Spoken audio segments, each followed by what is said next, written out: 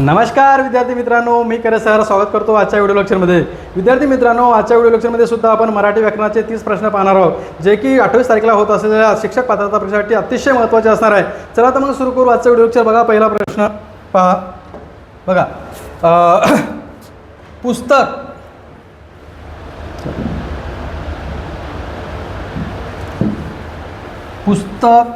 या शब्दातील अचूक लघुक्रम ओळखायचा आहे आपल्याला. ठीक आहे, अचूक लघुक्रम ओळखा असं विचारलं गेलेलं आहे. तर बघा, लघुक्रम म्हणजे काय असते?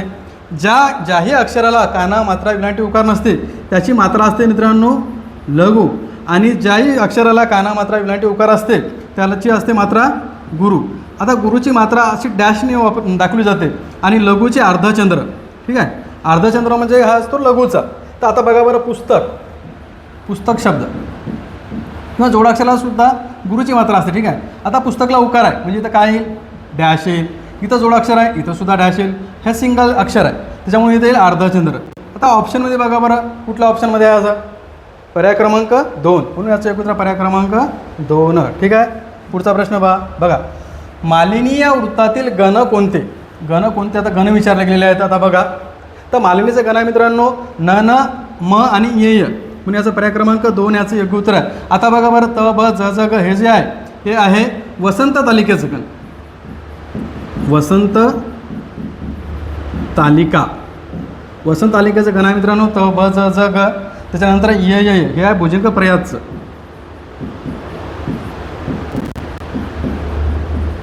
भुजंग प्रयासचं आहे मित्रांनो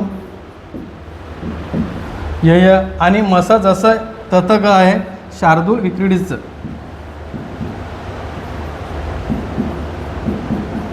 शार्दूल विक्रीडित. ठीक आहे, म्हणून याचं योग्य पर्याय क्रमांक 2 न, म, य हे जे आहे मालिनीचे गण आहे मित्रांनो. ठीक आहे, पुढचा प्रश्न बघा, पहा. श्रीकृष्ण नवरामी नवरी शिशुपाल नवरामी नवरी यात कोणता अलंकार दिलेला आहे? यात मित्रांनो अलंकार आहे श्लेष. आता ऑप्शनला अभंग श्लेष आणि सबंग श्लेष हे 2 ऑप्शन आहेत मित्रांनो. हे तर 2 कटच होतील इथं या ठिकाणी. ठीक आहे, तर आता लक्षात ठेवायचं फक्त एकच गोष्ट, बाकी विचार सोडून द्या. ज्यावेळेस अशी डॅश देऊन तुम्हाला श्लेष अलंकार विचारला जाते त्यावेळेस तो असतो सबंग श्लेष. ठीक आहे, म्हणून याचं योग्य पर्याय क्रमांक 4. पुढचा प्रश्न पहा. बघा, कोणत्या समासात दोन्ही पदांना महत्त्व नसून, आता दोन्ही पदांना महत्त्व नसून तिसऱ्याच गोष्टीचा बोध होतो तेव्हाच कुठला समास होतो? तर अविर्भाव समासामध्ये पहिले पद महत्त्वाचे असते. यामध्ये पहिले पद, यामध्ये कोणतं महत्त्वाचं असते? पहिलं पद. पहिले पद महत्त्वाचे. यामध्ये असे दुसरं पद महत्त्वाचं, आणि दोनमध्ये दोन्ही असतात महत्त्वाचे. दोनमध्ये दोन्ही पद, आणि तिसऱ्याच पदाचा ज्या ठिकाणी बोध होतो त्यावेळेस होतो तो बहुविरी समास. म्हणून याचे योग्य पर्याय क्रमांक 4.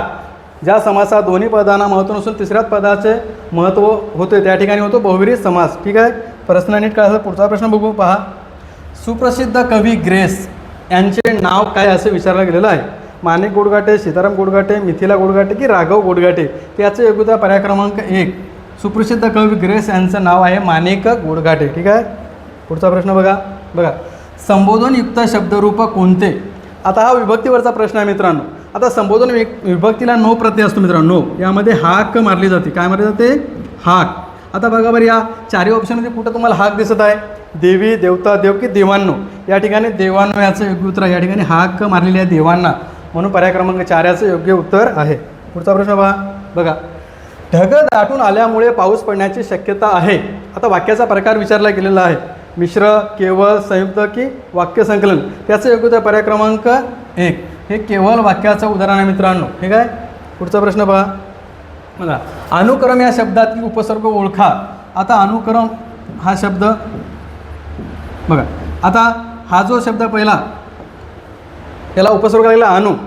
ठीक आहे, म्हणून आता ऑप्शनला बघा बरं कुठं दिसत आहे तुम्हाला उपसर्ग अनु? या ठिकाणी. म्हणून पर्याय क्रमांक 2 याचं योग्य उत्तर आहे. करम हा मुख्य शब्द आहे, त्याच्या आधीचा अनु लागलेला आहे, हा झाला उपसर्ग. ठीक आहे, बघा पुढचा प्रश्न. वडील मंडळीस पत्र लिहिताना कोणता मायना लिहायचा असतो? तीर्थस्वरूप, तीर्थरूप. आता हे स्पेलिंग मिस्टेकचे प्रश्न. ठीक आहे, त्याचा योग्य पर्याय क्रमांक 4 तीर्थस्वरूप. वडीलधाऱ्या मंडळींना जर पत्र लिहिताना तीर्थस्वरूप लिहितात आणि आपल्या वडिलांना किंवा आईला पत्र लिहिताना तीर्थ रूप लिहायचा असतो. ठीक आहे. पुढचा प्रश्न बघा. विरुद्धार्थी शब्दाची योग्य जोडी ओळखा. विरुद्धार्थी शब्दाची योग्य जोडी आपल्याला ओळखायची आहे. अगदुक, निमंत्रित, सुचिन्ह, अचिन्ह, समर, संगर, वामा, श्यामा. ते याचं योग्य उत्तर पर्याय क्रमांक 1. अंगदूक म्हणजे आमंत्रण न देता आलेला आणि निमंत्रण देता आलेलं, म्हणून याचं योग्य उत्तर पर्याय क्रमांक 1. पुढचा प्रश्न बघा. पुढील नावामधून मंगेश पाडगावकर यांच्या कविता संग्रहाचे नसलेले नाव ओळखायचे आपल्याला. नसलेले ओळखा. त्याचं योग्य उत्तर पर्याय क्रमांक 1. धाना नृत्य. हे आहे भाब बोरकर यांचं. ठीक आहे. भाब बोरकर यांचं धारा नृत्य. बाकीचे 3 आहेत मित्रांनो, हे आहे मंगेश पाडगावकर यांचं. मंगेश पाडगावकर यांची जिप्सी, छोरी आणि संहिता हे तिन्ही कविता संग्रहात मित्रांनो मंगेश पाडगावकर यांचे. लक्षात ठेवायचं. ठीक आहे. पुढचा प्रश्न बघा. तद्भव शब्द ओळखा. आता तद्भव शब्द म्हणजे काय? संस्कृतमधून आलेला शब्द थोडा बदल झाला असेल तर त्याला म्हणतात तद्भव शब्द. जसं की गृह हा शब्द संस्कृत आहे, यापासून तयार झाला घर, याला म्हणायचं तद्भव शब्द. आता बघा विशेष, व्यक्ती आणि मारक, त्याचं एक उत्तर आहे महेश. ठीक आहे. पुढचा प्रश्न बघा.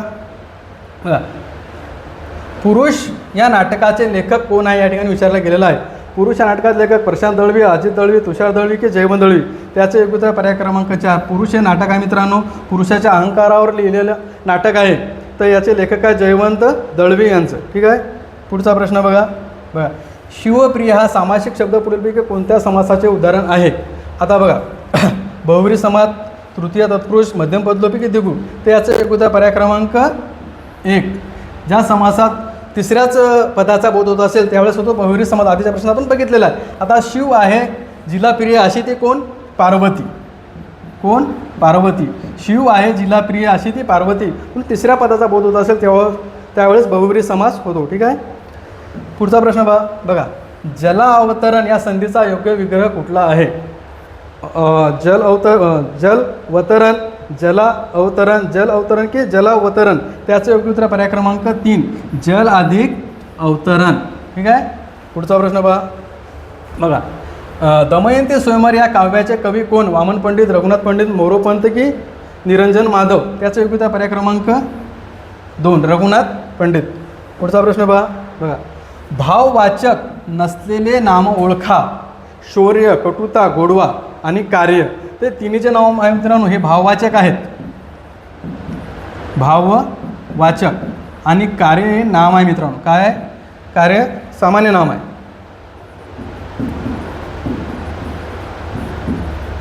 हे सामान्य नाम झालं. आणि बाकीचे तिन्ही म्हणून याचं योग्य उत्तर पर्याय क्रमांक नसलेले विचारलं आपल्याला, म्हणून 4 याचं योग्य उत्तर आहे. शौर्य, कटुता, गोडवा हे भाववाचक नाम आहे, कार्य हे सामान्य नाम आहे. ठीक आहे. पुढचा प्रश्न बघा. तत्सम शब्द ओळखा. म्हणजे संस्कृतमधून येताना जशाचा तसा हा शब्द आलेला असतो. विरक्त, भाऊ, डोके की पाऊस. त्याचे योग्य उत्तर पर्याय क्रमांक 1. विरक्त हा शब्द तत्सम शब्द आहे मित्रांनो. ठीक आहे. पुढचा प्रश्न बघा. या सत्तेत जीव रमत नाही हा काव्यसंग्रह कोणाचा आहे? दया पवार, रामदास आठवले, नामदेव ढसाळ की राजा ढाले. त्याचे योग्य उत्तर पर्याय क्रमांक 3. नामदेव ढसाळ यांचा काव्यसंग्रह मित्रांनो या सत्तेत जीव रमत नाही. पुढचा प्रश्न बघा. उभयान्वी नसलेले अव्यय ओळखा.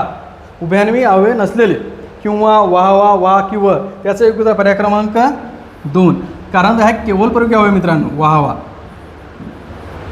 केवळ प्रयोगी.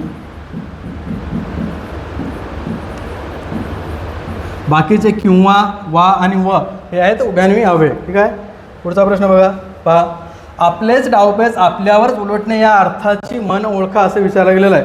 पहिले पाडे 55, मुखी गाय फटके खाय, गुरुची विद्या गुरुवच फळली की इकडे आड तिकडे वीर. त्याचं योग्य उत्तर पर्याय क्रमांक 3. आपलेच डावपेच आपल्यावर उलटणे म्हणजेच काय? गुरुने शिकून आणि गुरुवरच ते फळलं.